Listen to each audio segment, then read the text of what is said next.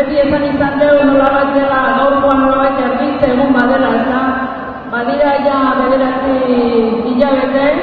Gipuzkoako ikastolen federaziotik deitu zigutenetik, esan 2010ko kilometroa guri ez zigutela, beraz, badamatzagu 9 hilabete, txiki dina prestatzen, aurrelanak egiten,